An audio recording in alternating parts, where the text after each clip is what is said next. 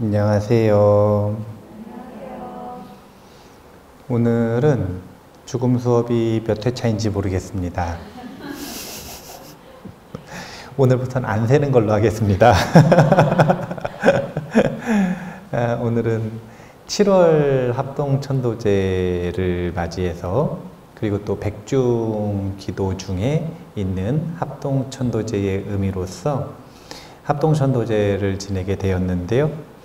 오늘 이 합동천도제 1부 순서로 죽음 수업을 공부를 하는데, 오늘은 지금까지 죽음 수업 공부를 했었던 내용을 조금 다른 언어로 정리해서 좀 정리해 보는 시간을 가지도록 하려고 합니다. 어떤 관점에서 볼 거냐면요, 인문학적인 관점에서는 죽음이라고 하는 것을 어떻게 바라보는가, 이 부분에 대한 이야기를 한번 해보려고 해요.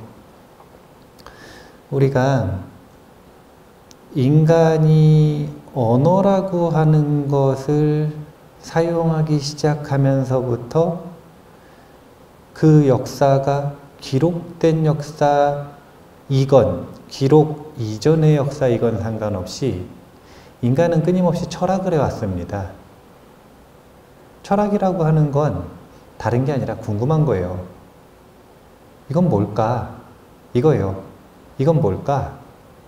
근데 이건이 다른 거죠. 이게 이제 철학의 주제거든요. 결국은 철학의 주제라고 하는 건 세상은 뭘까? 첫 번째. 두 번째, 나는 뭘까? 세 번째, 나와 세상의 관계는 무엇일까? 이게 철학의 대주제 세 가지입니다. 근데 세상은 무엇일까? 이것과 만나는 학문이 뭐냐면 바로 물리학이에요.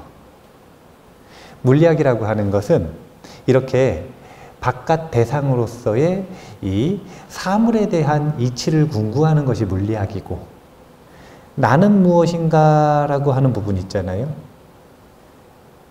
인간, 생물로서의 인간, 이 인간은 무엇인가 라고 하는 것을 연구하는 게 인문학이에요. 그래서 이 인문학이라고 하는 이 주제 중에 정말 중요한 두 가지 대주제 중에 하나가 바로 죽음입니다. 하나는 삶이고요. 그러면 인문학에서는 죽음에 대한 질문, 죽음에 대한 연구 또는 죽음에 대한 내용을 어떻게 정리를 하냐면요, 세 가지 차원에서 정리를 하는 거예요. 첫 번째는 죽음의 현상학이라 그래요. 이건 무슨 뜻이냐면 죽어갈 때, 죽을 때 어떤 현상이 펼쳐지는가, 이것을 관찰하고 연구하고 기록해 놓은 그런 내용들, 이런 것들이 인문학의 측면에서 볼 때의 죽음의 현상학입니다. 우리 이런 내용 많이 공부를 했죠? 죽음의 과정에 대한 이야기들. 네. 두 번째는 죽음의 해석학이라고 하는 분야가 있어요. 이건 무슨 뜻이냐면, 죽음이라고 하는 건 의미가 도대체 뭐냐. 사람마다, 자, 죽음은 좋은 거예요, 나쁜 거예요? 솔직히 얘기해 보세요. 안 나쁜 분은 지금 가셔도 돼요?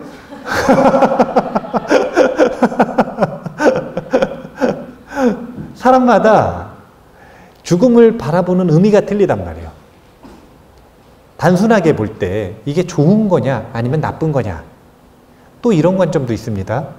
죽으면 끝이냐 아니면 무엇인가가 연속되느냐, 이런 관점도 있어요.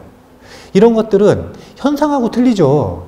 현상은 관찰되고 목격되어서 경험되니까 그 경험을 바탕으로 증명을 할 수가 있단 말이에요. 그런데 의미는 그 의미가 진실인지 거짓인지를 누구도 객관적으로 검증할 수가 없어요. 그냥 그렇기 때문에 해석이라는 용어를 쓰는 겁니다. 해석이라는 용어 자체가 객관적인 현상을 가지고 주관적으로 그것을 어떻게 받아들일 것인가, 어떻게 풀어서 어떻게 받아들일 것인가, 이게 해석이잖아요. 그렇기 때문에 죽음에 대한 해석은 주관적으로 전부 다 틀릴 수밖에 없다.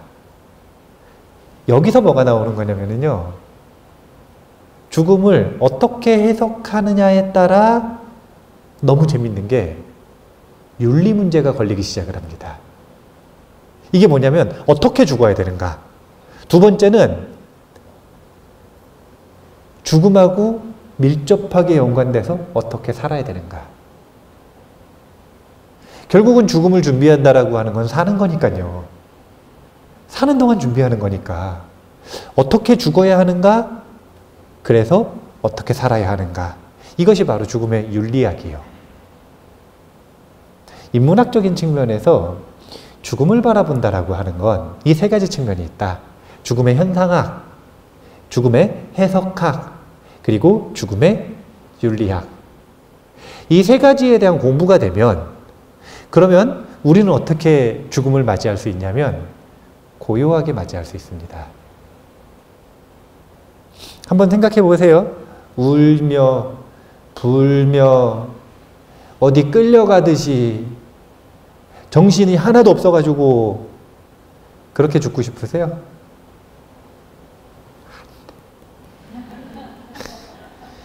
안 돼요. 그렇게 돌아가시는 분들 저 부르지 마세요.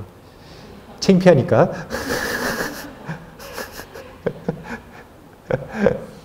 제가 만약에 그렇게 고요하지 못하게 죽을 거면 저는 아무도 안 부를래요. 창피하고. 그렇기 때문에 후배들한테 아무런 교육도 되지 않고, 저는 제 삶의 가장 중요한 이벤트를 그렇게 맞이하고 싶지 않아요.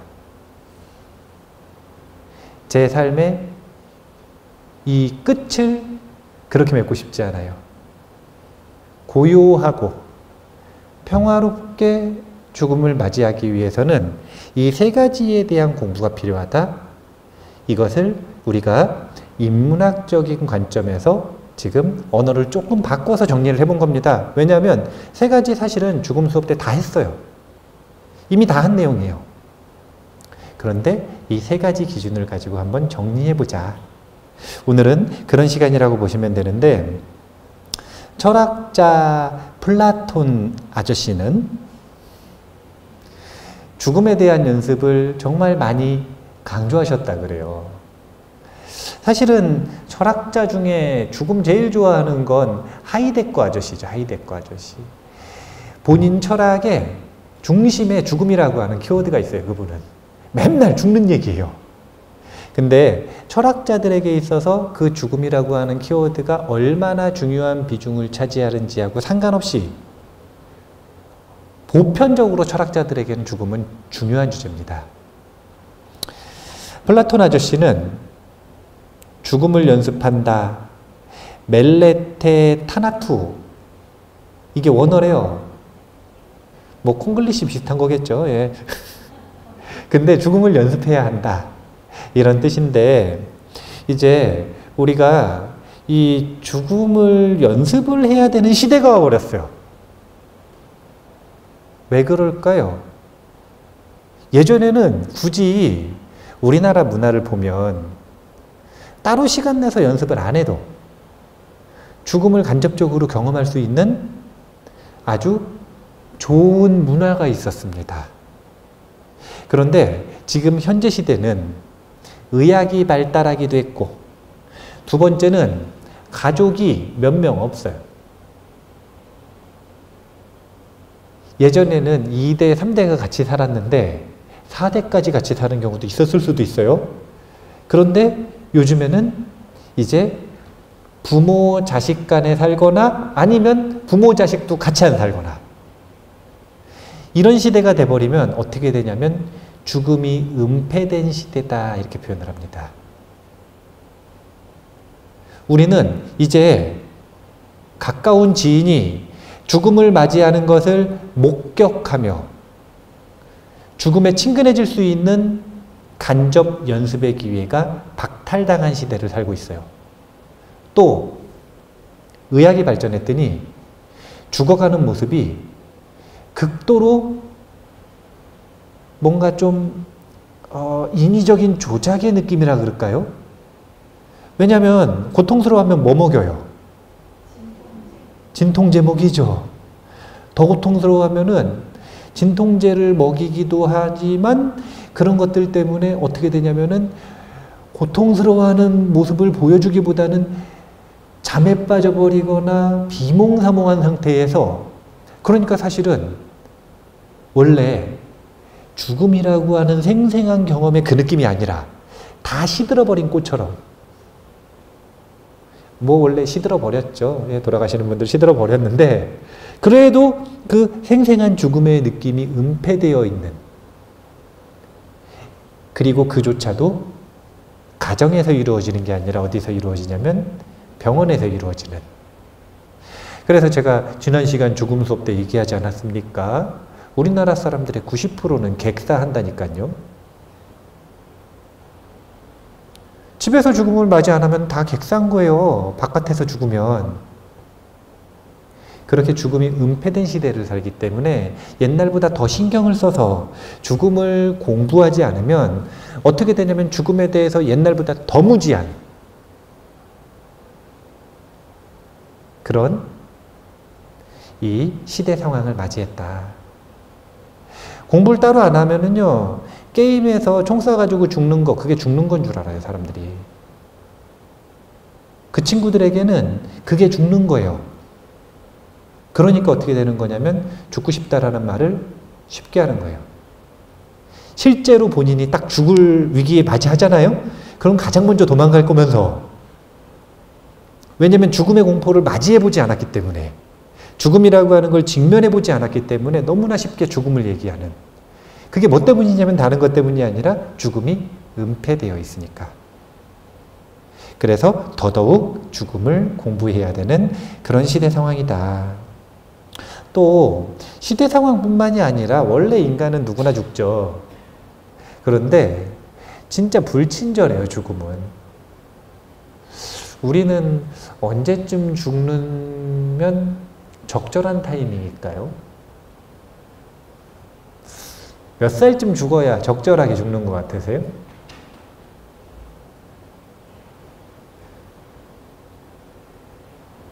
언제 돌아가실 건데요?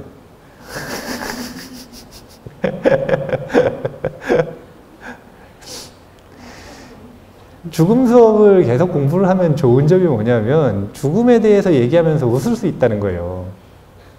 드러내놓고 죽음에 대해서 공부를 안 하면 죽음에 대해서 얘기하면 죽음이 자기를 잡아가는 줄 알아요.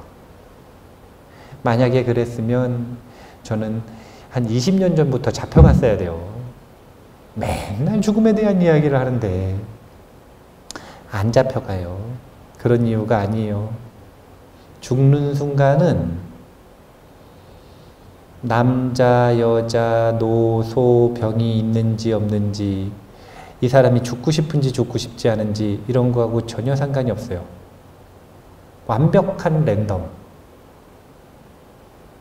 완벽하게 무차별적으로 잡혀가는 거예요. 죽음은 그런 거예요. 왜 잡혀간다고 표현했을까요? 대부분 준비가 안 돼 있으니까요. 준비가 돼 있는 사람은 죽음을 맞이할 준비를 했습니다. 그래서 잡혀가는 느낌이 없어요. 그래서 고요한 거예요. 그런데 준비를 안 한 사람은 생각해 보세요. 호스피스 병동 가보시라니까?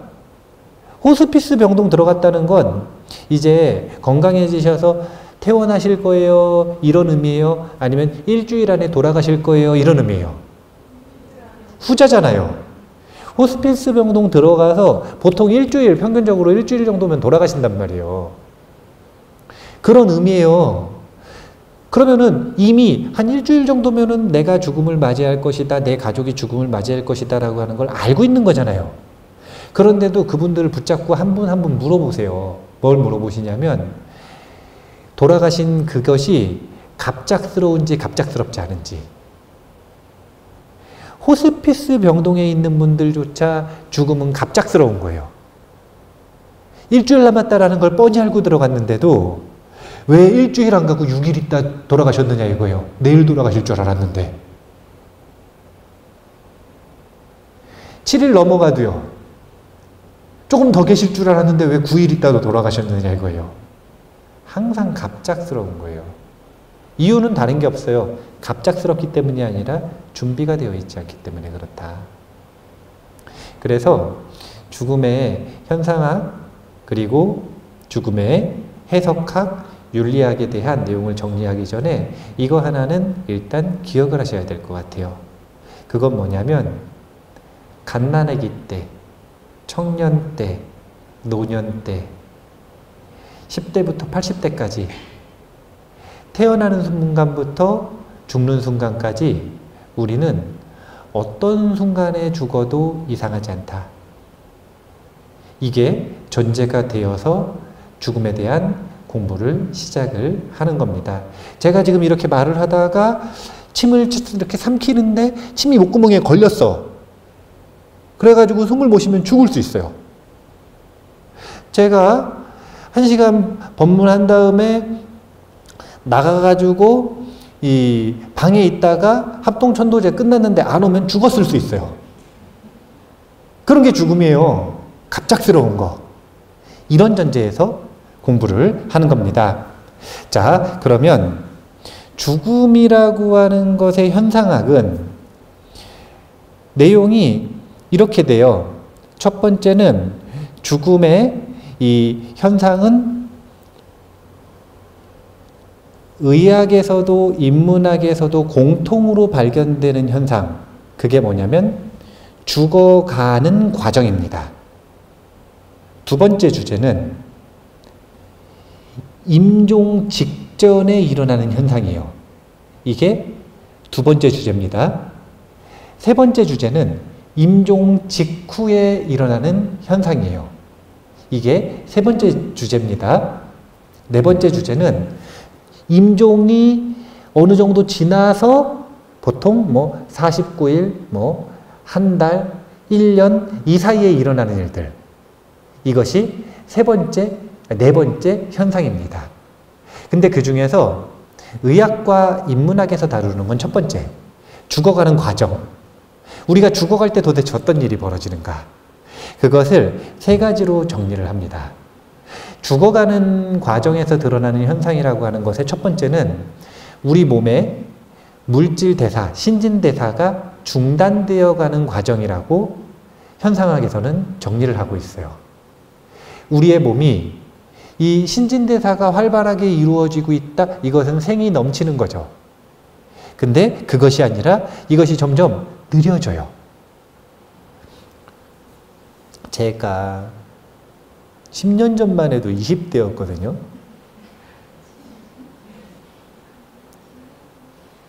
10년 전만 해도 20대였어요. 20대 때는 돌도 씹어 먹어도 됐는데 30대가 되니까 돌이 아니라 국수만 먹어도 배가 아파요. 이런 게 뭐냐면 신진대사가 뭔가 멈춰가는 거 아닙니까? 죽어가는 거예요. 그러다가 위가 멈추면 죽는 거예요. 모든 신진대사가 점점 느려지고 망가져가고 이렇다라고 하는 건 우리는 그것을 무엇의 현상으로 봐야 되는가? 죽음의 현상으로 봐야 된다. 그러다가 완전히 신진대사가 딱 멈추잖아요. 그럼 어떤 일이 벌어지냐면요. 진짜 신기한 일이 벌어져요. 존재한다라고 하는 상태에서 존재하지 않는 상태로 바뀌어버립니다. 무슨 뜻이냐면요. 제가 이러고 있다가 옆에 툭 쓰러져서 죽었어요. 아무런 기미도 없이. 그냥 툭 쓰러져가지고 넘어진 줄 알았는데 올라와서 보니까 어떻냐면 숨을 안 쉬어요. 그러면 분명히 이 껍데기에 우리가 원빈 스님이라고 부르는 존재가 있다라고 착각을 하고 있었잖아요. 그렇게 관찰이 됐었잖아요. 그렇게 개념화를 해가지고 부르고 명칭했었잖아요. 그런데 죽으면 아무것도 변한 게 없는데 눈도 그대로 있고 귀도 그대로 있고 몸 전체가 그대로 있는데 갑자기 여기에 원빈스님이라고 부르던 그 존재가 없어요. 이게 죽음이에요. 존재함에서 존재하지 않음으로의 전환. 그리고 세 번째 현상은요. 그렇게 죽음이 일어났을 때 어떤 일이 벌어지는가? 그 죽음이 당사자 그리고 그 죽음을 목격하는 많은 사람들에게 있어서 이 감정 또는 정감을 불러일으키는 그런 상태를 만든다고 합니다. 개인의 입장에서는 신진대사가 멈춰가는 것 죽음이에요. 그러다 완전히 멈추면 존재하면서 존재하지 않음으로 바뀌어요. 이게 죽음의 현상입니다. 근데 이것을 경험하고 있는 많은 사람들, 직접 경험하든 간접 경험하든 그 사람들은 분명히 슬픔과 유사한 감정에 빠지게 되더라. 인간은 신기해요. 자신과 그렇게 상관이 없는 사람이, 사실은 전혀 모르는 사람이 눈앞에서 죽어도요, 슬퍼집니다. 우리의 생존 본능을 자극하기 때문에 그래요. 죽음에 대한 두려움을 자극하기 때문에 그렇습니다. 세 가지 현상이 있어요. 죽어가는 과정, 존재가 사라지는 과정, 그리고 그 속에서 일어나는 감정. 임종의 순간의 현상이라고 하는 것은 우리가 배웠어요. 불교적으로. 몸에 이 화합물로 이루어진 우리의 육신이기 때문에 지, 수, 화, 풍, 공이 분해되는 과정이 있다, 이런 내용을 배웠죠. 그러다가 특히 풍의 요소가 붕괴되기 시작을 하면, 이 풍의 요소는 산소하고 연관이 있다고 그랬죠. 그래서 산소를 더 이상 충분히 받아들이지 못하는 상태가 되기 시작을 하면 어떤 일이 벌어지냐면 뇌에서 환각이 일어나요. 그래서 이때 보통 뭐라고 얘기하는 거냐면 땅바닥에서 나를 누가 자꾸 잡아 당긴다. 저 바깥에서 나를 누가 기다린다. 저기 검은 게 지금 들어와가지고 나를 잡아가려고 그런다. 그게 그 사람만 보이니까 옆에 있는 사람들은 자꾸 그게 환상이라고 얘기하지만 환상을 겪는 사람에게는 실제예요. 환상을 경험하고 있는 그 사람에게는 실제입니다. 왜 보편적으로 저승사자가 잡으러 온다라고 이야기를 하냐면 이유가 다른 게 없어요. 그게 이 산소의 결핍, 그 산소의 요소, 공기의 요소가 분해될 때 나타나는 보편적인 현상이다. 이것이 임종 직전까지의 현상입니다. 그럼 임종 직후에는 어떤 일이 벌어지는가? 임종 직후에 벌어지는 일들부터는 이제 더 이상 의학과 인문학의 범위가 아니에요. 여기서부터는 종교의 범위입니다. 그리고 재밌는 것은 부처님 당시에 죽음 이후에 어떤 일이 벌어지는지에 대해서 사실은 거의 말씀하신 바가 없어요. 이건 부처님의 성향과 연관성이 있어요. 부처님은 보편적인 사람이 눈으로 확인할 수 있는 일이 아닌 것은 설법 주제로 다루지를 않으셨어요. 그래서 인지 범위를 넘어가는 이야기이기 때문에 거의 묘사를 안 하셨거든요. 그러면 후대의 불자들은 그런 내용들을 어떻게 알았는가? 이게 이제 티베트 불교의 유산인데, 티베트 불교 내에서 아주 선정력이 뛰어난 스님들이 그 선정에 들어가서 죽음의 과정들을 본다든지, 아니면 선정력이 뛰어난 스님들이 죽었다가 다시 돌아오신다든지, 죽어가는 과정을 완전히 다 경험하고 저기 삼도천 넘어가지고 염라대왕 만나고 그 다음에 지옥도 구경하고 저기 극락도 구경하고 그러고 살아오시는 거예요. 그런 데이터들이 계속 쌓이니까, 이게 뭐냐면 임사체험 데이터들이 계속 쌓이니까 그런 내용을 바탕으로 선정 중에 죽음을 꿰뚫어 본 내용과 비교를 계속 해보는 거예요. 그래서 정리된 내용이 티베트 사자의 서라고 하는 대표적인 텍스트에 정리가 되어 있는 겁니다. 그 사자의 서에서는요, 죽음 직후에 진짜 중요한 순간이 온다라는 이야기를 해요. 우리가 마음이라고 하는 표현이 있잖아요. 우리가 말하는 마음이라고 하는 표현은 거친 마음이에요. 이거는 거친 마음. 불교에서는 거친 마음에 대비되는 마음을 미세한 마음이라고 하거든요. 그럼 거친 마음은 무엇을 도구로서 일어나는가? 뇌를 도구로 일어나요. 미세한 마음은 도구가 필요 없어요. 도구가 필요 없이 이 끊임없이 작용으로서 일어나고 있는 마음이 미세한 마음이에요. 그러면 죽음을 맞이할 때 어떤 일이 벌어지냐면 뇌가 죽잖아요. 그럼 뭐가 끊어지냐면 거친 마음이 끊어집니다. 그럼 뭐만 남냐면 미세한 마음만 남아요. 그 미세한 마음만 남았을 때 어떤 우리에게 의미가 있느냐? 그 미세한 마음을 발견하고 그 미세한 마음에 자신의 초점을 두고 거기에 머무를 수 있으면, 그러면 그 머무르는 힘만큼 윤회에서 벗어나 해탈에 가까워진다고 표현을 해요. 우리가 앉아가지고 좌선을 하잖아요. 그러면 좌선할 때 뭘 하려고 하세요?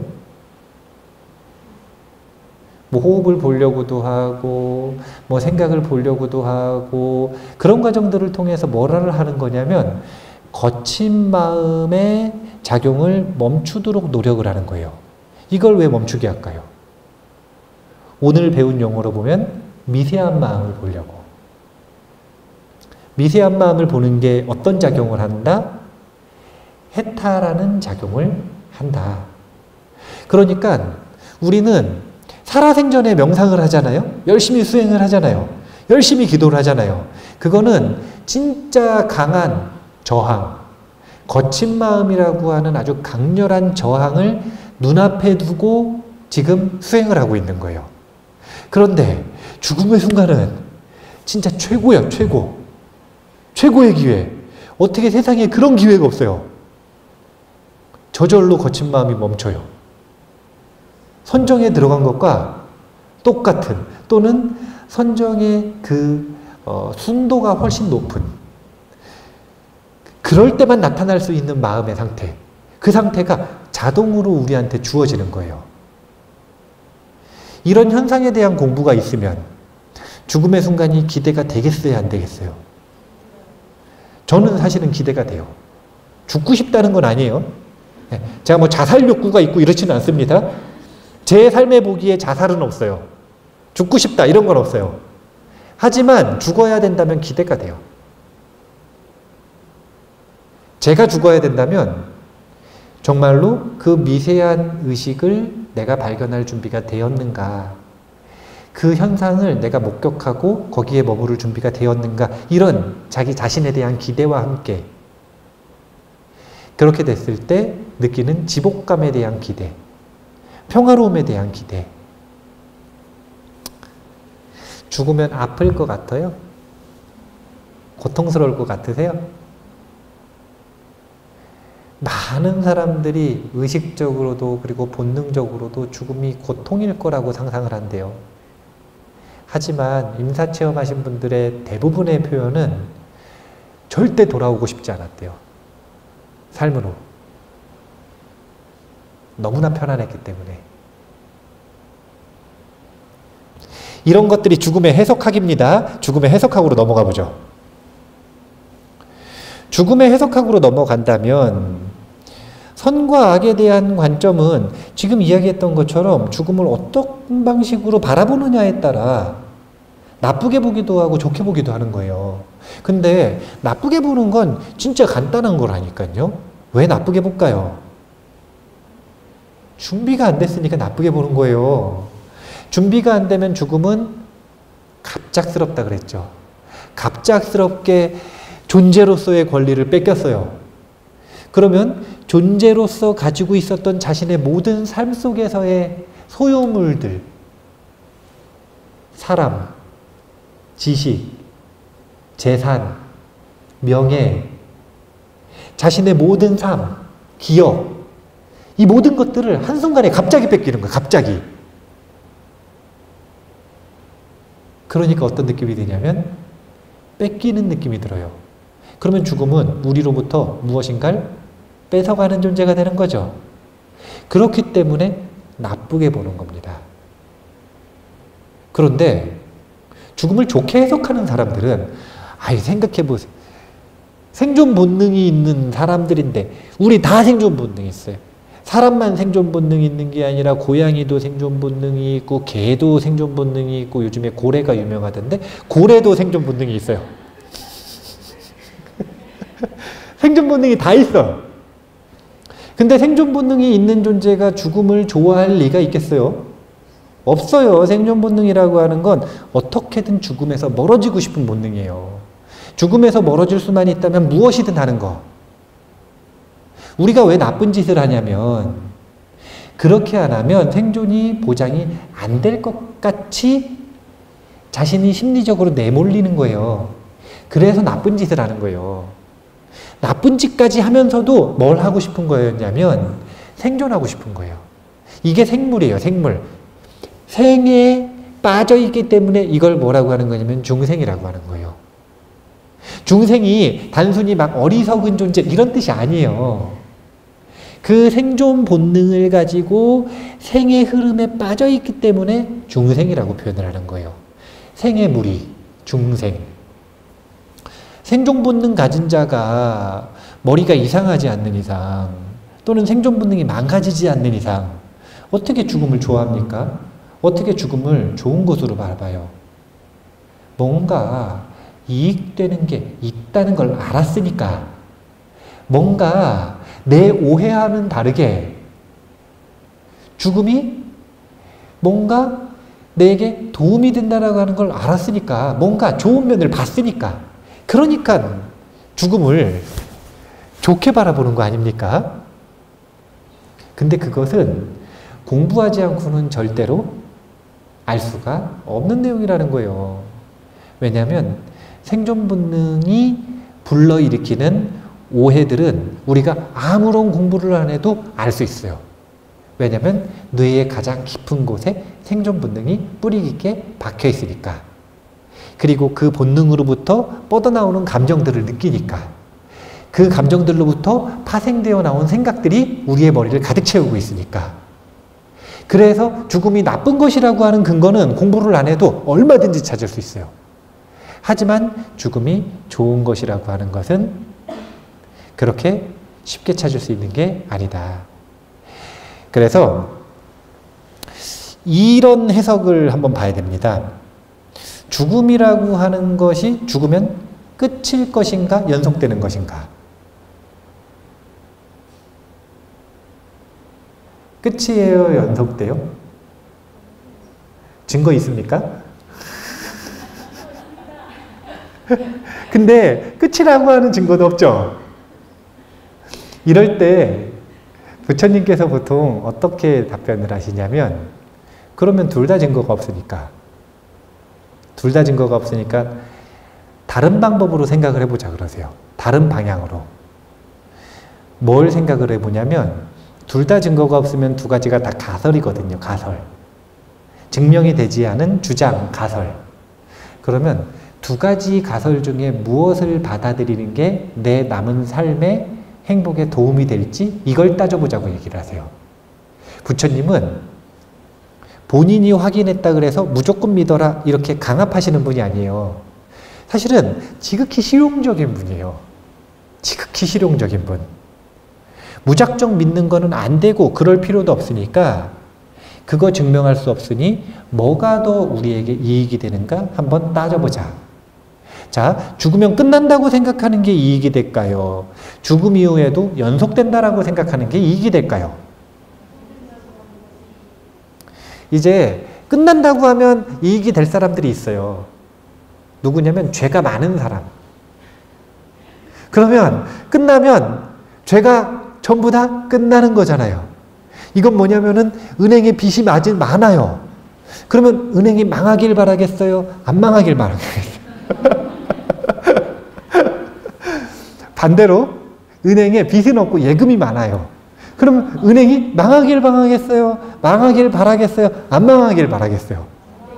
그러니까 해석학은 절대적으로 뭐에 따라 연결이 되는 거냐면 그 사람의 상태에 따라 해석이 달라지는 거예요. 죽음이 좋다? 준비가 됐다. 죽음이 나쁘다? 준비가 안 됐다. 죽음이 이후에 끝났으면 좋겠다. 사실은 증명 못하니까 그걸 선택했다는 건 자신의 기호에 따라 선택한 거 아닙니까? 죽음이 끝나는 것이 내게 이익이 된다. 죽음 이후에 단절이다. 이것은 사실은 그 사람이 예금보다는 빚이 많을 수가 있는 거예요. 또 반대로 연속되는 것이 좋다라고 생각하는 사람은 그게 아니라 예금이 많을 수가 있는 거예요. 여기서 부처님은 포인트를 잡으십니다. 어떻게 잡으시냐면 만약에 죽음 이후에 삶이 끝이라면 인과로는 무너진다는 거예요. 인과가 의미가 없어진답니다. 왜냐하면 나쁜 짓 해도요, 죽으면 끝이니까요. 나쁜 짓 해서 걱정할 게 없어요. 왜냐면 죽으면 끝이니까. 그러면 훔치고 싶으면 훔쳐도 돼요, 안 돼요? 되죠. 누구 죽이고 싶으면 죽여도 돼요, 안 돼요? 되죠. 하고 싶은 거 마음대로 하면 되는 거예요. 그러면 남아있는 삶이, 세상이 과연 그 세계관이 이 인간 세계에 가치가 있겠느냐, 이익이 되느냐. 안 된다. 그거는 범죄자들의 세상이다. 고통의 세상이다. 이 세상을 아수라로 만드는 그런 세계관이다. 결국은 세계의 모든 전쟁들은 유물론자들이 일으킨 거예요. 유물론자들이 인간에 대한 관점, 인간에 대한 가치를 평가절하했고, 그래서 가치가 충분하지 않은 존재, 이건 무슨 뜻이냐면 내가 죽여도 되는 존재라고 생각을 하기 때문에 살인을 하고 대량 살생인 전쟁을 일으키는 겁니다. 그 사람들의 세계관 기저에는 뭐가 있는 거냐면 유물론이 있는 거예요. 단절. 죽으면 끝이다. 남아있는 삶에도요, 유물론, 단절보다는 연속된다라고 하는 것이 훨씬 도움이 되더라. 칸트 선생님이 순수 이성 비판 텍스트를 쓰시다가 중간 내용은 무슨 내용이냐면 인간의 오성에는 한계가 뚜렷하기 때문에 감각기관도 부정확해, 감정이 끼어들어, 잘못된 해석을 해, 가지고 있는 지식도 부정확해. 그러면 세상을 있는 그대로 인식을 못한단 말이에요. 이게 한계라는 거예요. 한계. 그 한계를 가지고 있는 건 분명하지만, 그렇지만 증명되지 않은 신의 존재에 대해서 본인이 있다 없다 이런 얘기 못 하겠대요. 칸트 선생님이. 하지만 뭐라고 표현을 하냐면 인간에게 필요하다. 왜냐하면 신이라고 하는 존재가 있다라고 생각할 때 인간은 선해지고 겸손해진답니다. 동양에서는 그 신이 뭐냐면 죽음인 거예요. 염라왕, 이 염라왕이 누구냐면 죽음이에요. 죽음을 인격화한 게 염라왕인 거예요. 신. 우리에게 절대적인 폭력을 가할 수 있는 그런 존재 앞에서 인간은 선해지고 인간의 남은 삶이 훨씬 더 행복에 유리한 방향으로 흘러가더라. 그래서 우리는 죽음 이후에 연속된다라고 하는 세계관을 가지고 있는 것이 유리하다고 불자들은 정리를 한 겁니다. 그렇기 때문에 가설로서 윤회의 세계관을 받아들이고 있는 거예요. 그리고 그걸 발전시켰습니다. 우리가 엄청나게 긴 시간을 윤회하고 있대요. 어디야 이거? 찾았어요. 네. 엄청나게 긴 시간을 윤회하고 있어요. 전생이 있어요. 증명은 못해요. 그렇게 받아들이기로 했어요. 그냥 그런 거예요. 없다는 증거 나오기 전까지는 그냥 있다고 생각하는 게 유리하니까, 내 삶을 갖고 나가는데 유리하니까 있다고 받아들인 겁니다. 그럼 그 세계관을 가지고 사유를 계속 이어나가는 거잖아요. 그러면 불자들의 세계관은 이걸 바탕으로 해서 어떻게 되는 거냐면 시간 단위가 길어지는 거예요. 무한해지는 거예요. 불자들은 세상을 바라볼 때 시간이 무한하다고 보고요. 무한한데 또 역설은 뭐냐면 허구로 봐요. 공간도 무한한데 허구로 봐요. 그러니까 양적으로 무한하다 하지만 그것이 질적으로는 허구다. 이 양면성을 동시에 가지고 있는 세계관인데 왜 넓게 보는지 혹시 이해가 되세요? 자, 우주가 무한하대요. 법계가 무한하대요. 증명했습니까? 못했죠? 못했어요. 아직 과학자들도 못했어요. 하지 못했어요. 무한할 거라고 예상하는 거죠.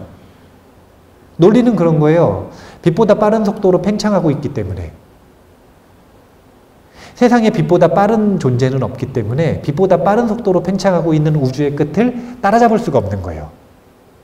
지금 현재의 물리학, 이 천체 물리학은 빅뱅 이론을 받아들이고 있기 때문에 폭발이 일어나고 끊임없이 지금도 커지고 있어. 빛보다 빠른 속도로. 그러면 우리가 물질이 최고로 빨리, 이 존재가 최고로 빨리 달릴 수 있는 속도가 빛의 속도인데 빛보다 빠른 속도로 달리니까 아무리 빨리 달려도 그 끝을 찾을 수가 없죠. 이래서 무한하다고 표현하는 거예요. 근데 이거는 증명이 안 됐단 말이에요. 증명이 되지 않았음에도 왜 그 가설을 받아들이는가? 왜일 것 같으세요? 앞에 논리랑 똑같아요. 실용적이기 때문에 그래요.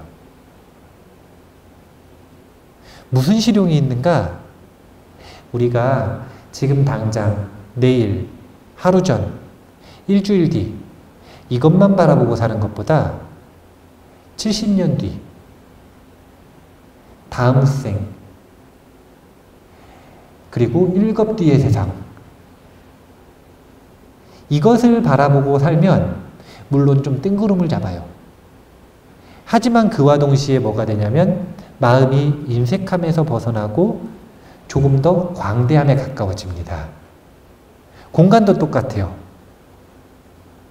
제가 공간의 철학에 대해 강연을 계속하시는 건축학자 선생님의 강의를 들어보니까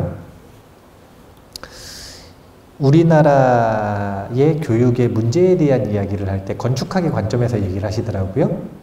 그게 뭐냐면 우리나라의 초등학교, 중학교, 고등학교의 디자인은 감옥하고 똑같대요. 감옥, 교도소하고 완전히 똑같은 디자인이래요. 그리고 이제 축생계로 보면 닭장하고 똑같대요. 우리가 태어나서 사는 게 아파트에서 태어나잖아요. 그래서 아파트에서 살잖아요. 그래가지고 익숙한 어디로 가냐면 이 교도소로 가요.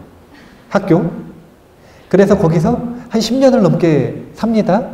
그러다가 이제 사회생활하고서 집을 살려고 하면은 왜 아파트를 선호하냐면 그 디자인이 너무 편한 거예요. 그 공간이 너무 익숙한 거예요. 근데 이게 뭐가 문제냐면 인간은 자기가 인지하고 있는 자신의 삶의 공간의 크기만큼 마음의 크기가 결정된다는 거예요. 좁은 데서 살면 마음이 신경 쓰지 않으면 자동으로 좁아지는 거예요. 신경을 써서 자신의 마음을 상상으로 부풀리면, 공간을 부풀리면 마음이 순간적으로 넓어지겠지만 아무리 그래봐야 다시 눈 뜨면 방이 좁은데요. 왜 도대체 인간이 그렇게 넓은 집을 원하겠어요? 비싸서? 아니에요. 본능은 넓은 집에 살 때 마음이 넓어진다. 그리고 마음이 넓어질 때 행복에 유리하다. 이거 알아서 그래요. 공간의 세계관을 넓게 갖는 것, 시간의 길이를 길게 갖는 세계관을 권장하는 이유는 다른 것 때문이 아니라 지극히 실용적인 심리적인 이유 때문에 그렇습니다. 얘기가 딴 데로 새네요. 그래서 우리는 죽음을 어떻게 바라보느냐. 죽으면 끝이라고 생각하면 안 된다. 그 시간을 넓게 늘어뜨려서 생각을 해볼 필요가 있다. 우리는 무한한 생을 산다. 그러면 무한한 생을 산다. 여기서 벌써 죽음의 의미가 달라져 버린 거예요. 왜냐? 죽음을 맞이했어요. 끝난 거예요? 아니면은 죽자마자 다음 생이 시작이 되는 거예요? 시작이 되는 거예요. 그래서 죽음은 더 이상 단절이 아니라 매듭이 되는 겁니다. 이것이 우리에게 불러오는 삶의 태도는 굉장히 큰 차이를 불러와요. 우리는 이번 생이 끝나고 다음 생이라고 하는 것을 인식하지 않고 살아가는 사람은 이번 생에 정착한 사람처럼 살아가게 됩니다. 그런데 다음 생을 준비하는 사람들은 이번 생을 여행자처럼 살아가요. 그런데 증명되진 않았지만 만약에 다음 생이 있다면 그러면 여행자로서의 삶을 살아가는 게 맞는 거잖아요. 문제는 여기서 발생하는 거예요. 지금 내가 살아가는 이 몸이 있잖아요. 이 몸은 사실은 지금 머물고 있는 숙소예요. 이 숙소는 내가 정착해서 사는 내 거예요? 아니면 체크아웃하면 나가야 되는 집이에요? 생각해보세요. 내 거다! 내 거다! 여기 정착할 수 있다. 그러면 우리가 안 죽고 싶으면 안 죽어야 돼요? 안 죽고 싶은데도 갑자기 죽어야 돼요? 생각해보면 이게 내 집이면 갑자기 쫓겨날 이유가 없잖아요. 근데 갑자기 쫓겨나요. 어떤 경우에 숙소에서 쫓겨나죠? 다양한 이유가 있죠. 다양한 이유가 있죠. 하지만 분명한 건 내 집이 아니니까 쫓겨나는 거 아닙니까? 내 집이 아니니까. 이 몸이라고 하는 건 내 집이 아니에요. 이번 생에 머물고 있는 숙소고 이거 체크아웃하는 게 죽음이고 그래서 다음 숙소로 옮겨가는 게 체크인하는 게 바로 다음 생, 후생을 받는 것이에요. 관점이 이렇게 바뀌어요. 죽음에 대한 관점, 생에 대한 관점, 그리고 이것에서 파생되어 나와서 여행자의 태도로 살아갈 것인가, 정착자의 태도로 살아갈 것인가, 이것이 파생되어서 나오는 생활 습관으로 자리를 잡는 겁니다. 내가 만약에 영원히 살 것처럼 여기서 영원히 살아야 돼요. 그러면은 이거 하나도 여기다가 이렇게 두면 나중에 써먹을 때가 있겠어요, 없겠어요? 이거 남한테 주면 돼요, 안 돼요? 안 돼요. 그래가지고 아귀처럼 사는 거예요. 하나도 안 뺏기려고. 사실은 안 뺏기는 거에서 넘어서 이제 부족하면 뺏어오거나 훔쳐오거나 그래서라도 강탈을 해서라도 내가 가지려고 하는 거예요. 근데 여행 해보셨어요? 관광 말고 관광은 잘 모르세요. 배낭여행을 해봐야 되거든요. 배낭여행을 해보면 삶의 태도를 어떻게 바꿔야 되는지의 체크리스트가 분명하게 정리가 됩니다.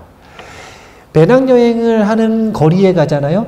항상 있는 게 뭐냐면 중고 물품을 내다 파는 그 거래 장소들이 항상 있습니다. 배낭여행객들은요, 한국에서 출발할 때 짐을 많이 싸들고 가지 않아요. 어차피 현지 가면 거기서 다 팔고 간 거 거기서 살 수 있어요. 다 살 수 있어요. 현지에서 다 살 수 있어요. 모든 게 다 있어요. 제가 가보니까 기타 팔고 간 사람도 있고 가방 좋은 거부터 시작해가지고 모든 걸 다 팔고 갑니다. 이 숙소에서 저 여행지로 넘어갈 때 가방을 가볍게 하고 넘어가야 될 거 아니에요. 그러니까 거기다가 전부 다 팔거나 아니면 다른 사람 선물 주거나 필요하다면 그렇게 하고 넘어가는 게 뭐냐면 여행자의 태도예요. 그래서 여행자의 태도는요, 아둥바둥 안 살아요. 어떤 청년부부님이 그러대요. 좀 대충 살고 싶다고. 정착자는 절대로 대충 살 수 없어요. 왜냐하면 나의 직장, 나의 집, 그리고 나의 이 삶은 내 목숨이거든요. 내 목숨보다 소중한 거예요. 나는 여기 정착해야 되니까. 여행자의 태도를 가지고 있는 사람들은 그렇지 않아요. 대충 산다는 게 아니라 훨씬 집착이 가볍게 편안하게 살 수 있습니다. 나누면서. 근본적인 태도를 만드는 게 뭐로부터 비롯되는 거냐면 죽음에 대한 관점, 생에 대한 관점에서부터 시작이 된다. 그래서 죽음의 해석학을 배우는 거예요. 송덕사 대적광전으로 제가 현판을 바꿨어요. 대적광전에 주련이 있는데 그 주련에 뭐라고 써 있는지 읽어보셨어요? 생야일편 부운기, 사야일편 부운멸, 생사거래 여겨연, 부운자체 본무실. 이렇게 써 있어요. 생, 태어남이라고 하는 것은 한 조각 구름이 생겨남이요. 어디서 오지 않습니다. 구름 봐보세요. 나중에 하늘 이렇게 구경해 보세요. 구름이 저 우주에서 날아오는 게 아니에요. 없던 데서 갑자기 뽕 하고 나타나요. 구름이. 우리의 삶은 그런 거라는 거예요. 사야일편 부멸. 있던 구름이 사라질 때 어디로 가는 게 아니에요. 그냥 없어져 버려요. 우리의 죽음은 그렇게 한 조각 구름이 사라짐과 같다. 생사거래 여겨연. 생사의 오고감이 본래 그러하니 부운자체 본무실. 이 구름이라고 하는 것의 자체, 본체, 실체는 원래 없더라. 우리의 삶이라고 하는 게 그렇게 구름이 나타났다 사라지는 것처럼 갑작스럽게 태어나서 애기들이 왜 울겠어요? 갑작스럽게 나왔거든요. 죽을 때 왜 울겠어요? 갑작스럽게 잡아가거든요. 그래서 하이데커 선생님이 그렇게 얘기했던 것 같아요. 삶과 죽음이라고 하는 것에 대해서 뭐라고 표현을 했냐면 그 의미가 우리는 이 삶의 순간에 죽음에 던져진다라고 표현을 하더라고요. 던져졌다. 내 선택이 아니라는 거예요. 불교적으로 보면 업력에 의해 우리는 이 윤회에 묶여서 끊임없이 생과 사에 던져지는 겁니다. 죽음을 어떻게 해석할 것인가? 이런 내용을 가지고 생각을 해보실 필요가 있다. 그래서 연결되는 게 죽음의 윤리학이에요.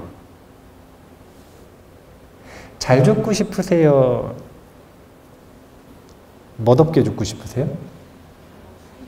나는 못나게 죽고 싶다. 근데 생각해보세요. 지금 여기 20대 초반이 있어요. 2000년대생이 있어요. 2000년대생. 2000년생이 있어요. 2000년생. 세상에 2000년생이라는 존재가 있어요. 2000년생이 있거든요. 자, 2000년생은 부자가 되고 싶을까요? 가난하게 살고 싶을까요? 근데 되고 싶다고 다 되든가요? 그냥 그거랑 똑같은 거예요. 멋있게 죽고 싶으세요? 멋없게 죽고 싶으세요? 멋있게 죽고 싶다고 다 되는 게 아니에요. 돈 버는 것만큼 똑같은 노력을 해야, 그래야 우리가 멋있게 죽을 수가 있는 거예요. 그리고 그 멋있게 죽는 것의 핵심 내용은 다른 것이 아니라 1번, 너무 단순하게 정보를 모으셔야 돼요. 왜 우리가 멋없게 죽냐면 항상 인간에게 미지는 두려움으로 다가오기 때문에 그래요. 낯섦은 두려움으로 다가오기 때문에 그래요. 미지와 낯섦을 극복하는 방법은 정보의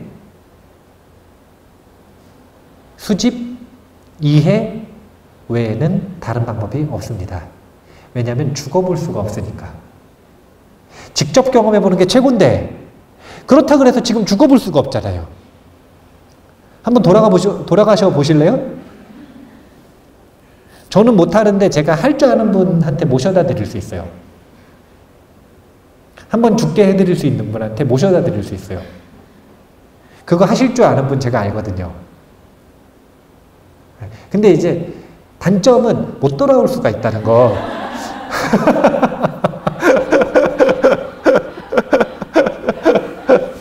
못 돌아올 수가 있다는 거. 직접 경험을 못하니까 어떻게 되는 거냐면 정보를 모은다. 이게 공부한다. 그 다음에 두 번째는 남아있는 생만큼 이 정보를 바탕으로 죽음에 친숙해질 수 있게 죽음 명상을 한다. 죽음 명상은 다른 게 아니에요. 죽음을 떠올리고 죽음을 상상하고 그리고 죽음의 과정에 대해서 시뮬레이션하고 그리고 죽을 때 필요한 것들을 준비하고 이런 모든 것들이 죽음에 친숙해지는 과정입니다. 그리고 이것이 죽음의 윤리학과 연결성이 있는 거예요. 잘 죽고 싶다는 내용은 결국 두 가지예요. 첫 번째는요. 고요하게 죽고 싶다는 거예요. 그럴 수만 있다면. 평화롭게 죽고 싶다는 겁니다. 그럴 수만 있다면. 이게 개인적 차원의 죽음의 윤리예요. 잘 죽어야 하는 거. 근데 개인의 차원에서 끝나는 게 아니에요. 두 번째는 주변 사람들이 그걸 봅니다. 이게 문제예요. 나 혼자 죽으면 아무런 문제가 없어요. 근데 내 후배, 내 가족, 내 자녀, 내 제자들, 나를 알고 있는 친구들, 그 모든 사람들이 나의 죽음을 볼 거란 말이에요. 그러면 어떤 윤리가 발생을 하냐면 그 사람들에게 뒤치다꺼리를 남겨주고 죽을 것인가 아니면 뒤치다꺼리 없이 깔끔하게 준비할 거 준비하고 결정할 거 다 결정해서 분란의 여지를 하나도 없이 만들어 놓고 죽을 것인가. 이것도 진짜 중요한 거죠. 한 가족이요. 한 사람 죽을 때마다 계속 분열이 돼요. 요즘 시대 보시라니까요. 가족이 찢어지는 것들이 결정적으로 찢어지는 순간 보면은 누군가 죽음을 맞이할 때예요. 그것도 사실은 유산 나눠줄 거 있는 사람이 죽음을 맞이할 때 그 좋은 사이들이 다 찢어져요. 이거 누가 결정해 줘야 되는 거예요? 돌아가시는 분이 결정해 줘야 되는 거예요. 장례 절차 이런 것도 다 결정해 줘야 돼요. 왜냐면 세계관이 다 틀려요. 지금 죽음에 대한 관점이 다 틀려요. 누구는 죽으면 끝이다. 누구는 죽으면 뭔가 연속되는데 교회식으로 해야 된다. 아니다. 원래 유교식으로 해야 된다. 아니다. 절식으로 해야 된다. 분쟁거리를 남기면 안 된다니까요. 이런 것만 있나요?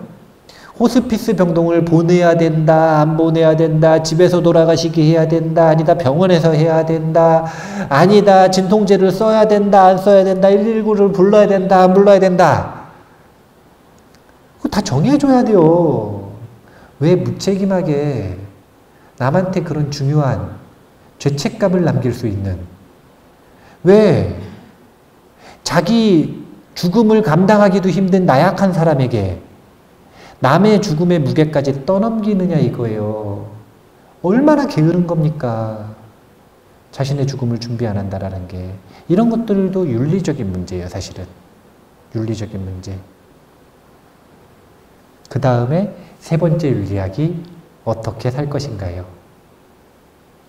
공자님도 그리 말씀하셨고 소크라테스 선생님도 그렇게 말씀하셨고 부처님도 그렇게 말씀하셨죠.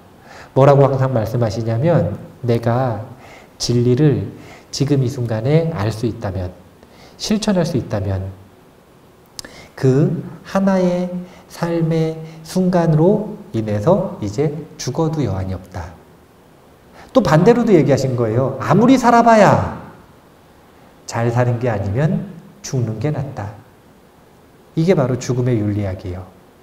죽음을 준비한다라고 하는 것, 그 준비의 과정이라고 하는 것은 결국은 다른 게 없습니다. 잘 사는 거죠. 7시 5분이네요. 시간이 다 됐어요. 소크라테스 선생님이 돌아가실 때의 상황을 마지막으로 이야기하고 정리하겠습니다. 소크라테스 선생님이 이제 사형당하셨잖아요. 말을 너무 많이 해가지고 약간 독설가였나 봐요. 직설적으로 권위 있는 사람들한테 막 덤비니까, 그러니까 결국은 미움당해가지고 죽은 거거든요. 근데 그 죽음을 맞이하면서도 절대 타협하지 않죠. 본인의 철학을. 그리고 죽음을 벗어나서 살 수 있는 기회들이 분명히 있습니다. 그럼에도 불구하고 그냥 죽음을 선택하죠. 그런 과정들이 이제 묘사가 되는 책이 있거든요. 근데 그 속에서 마지막으로 제자가 물어요. 뭐라고 묻냐면, 나머지 제자들과 사람들에게 혹시 유훈 같은 거 남기실 말이 있냐고. 그러니까 소크라테스 선생님은 딱 한마디를 하세요. 뭐라 그러시냐면, 너희들은 너희들의 삶을 잘 살면 된다. 여기서 말하는 잘 산다라는 게 어떤 의미인가? 이것에 대한 해석이 바로 죽음의 윤리학인 거예요. 소크라테스식. 그리고 그 해석은 결국은 두 가지입니다. 하나는요, 자신의 삶을 선하게 잘 가꾸는 것. 그리고 두 번째는 타인의 삶을 잘 보살피고 봉사하는 것. 이것이 바로 죽음을 준비하는 방법이고요. 그리고 죽음을 통해 보는 삶과 죽음의 윤리학입니다. 죽음을 준비할 수 있는 다른 방법은 없어요. 그냥 선하게 사는 거예요. 이런 마음이 안 드시는 분들은 특훈을 들어가셔야 돼요. 특훈. 신과 함께 웹툰을 이런 마음이 들 때까지 7박 8일 동안 마음의 인정이 될 때까지 반복해서 읽어야 돼요. 웹툰 가지고 안 되면 영화를 10번이고 100번이고 계속 반복해서 보셔야 돼요. 사실은 감수성이 뛰어난 아이들은 한 번만 봐도요, 곧바로 와서 저한테 독후감을 얘기합니다. 뭐라고 얘기하냐면, 스님, 제가 착하게 살게요. 이 마음이 드는 게 바로 죽음을 준비하는 죽음의 윤리학의 기본이더라. 우리가 죽음을 공부하는 이유는 정말 간단한 거예요. 첫 번째, 우리가 죽음을 공부할 때 수행을 시작할 수 있습니다. 선하게 사는 것부터 시작해서 자신의 마음을 깨치는 것까지 수행을 시작할 수 있는 원동력, 오직 죽음밖에 없더라. 두 번째, 수행을 지속할 수 있는 원동력, 오직 죽음밖에 없더라. 세 번째, 그래서 수행을 완성할 수 있는 원동력, 이것도 역시 죽음밖에 없더라. 그래서 부처님께서는 항상 제자들에게 죽음을 명상하라, 이 말씀을 반복하셨습니다. 오늘은 인문학의 관점에서 죽음의 공부 주제 3가지, 현상학, 해석학, 윤리학, 그리고 이것이 서로 어떤 흐름으로 연결되는지, 이런 내용들을 정리해 봤으니까요. 디테일한 내용들은 그에 해당되는 죽음 수업, 이 회차를 찾으셔가지고 다시 또 공부를 해보시면 좋을 것 같습니다. 자, 그러면 오늘 죽음 수업 본문은 이만 마치겠습니다. 감사합니다.